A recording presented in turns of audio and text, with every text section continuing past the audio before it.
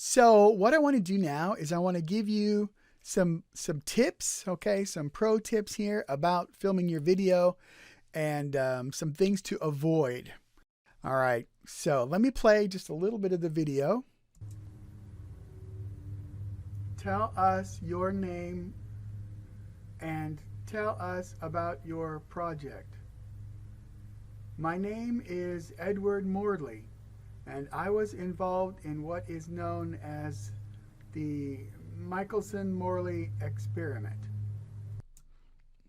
All right, so let's just jump on some things right away. First of all, when we look at the picture, we have to ask ourselves, what are we looking at here? All right, what is this? Because most of what I'm looking at is not the person, okay?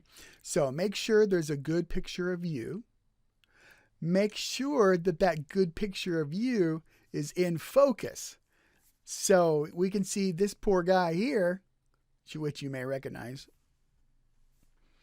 This poor guy here is not even in focus, all right?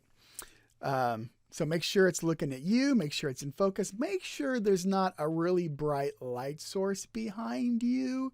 You can see how difficult that makes it to look at. All the time, people will have some kind of bright lamp behind them, or they'll have a window right behind them.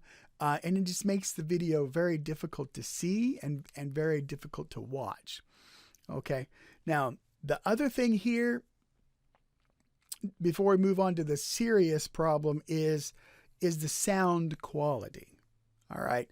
Now, I don't expect this to have perfect sound. Nothing, not at all. Not at all. Okay. If you film this on your iPhone or your Android, whatever, your computer, it's fine. Okay. But make sure that you are loud enough that you come across clearly. Okay. So the volume when in this sort of bad video is too quiet. Okay. So do a practice video. Record part of your interview and make sure that you're in focus, that you're in the shot good, that you don't have crazy lighting, and that you can hear yourself. Okay. Now let me play just a little bit more, and I'll get to the only cardinal sin here. What were you guys trying to do or find?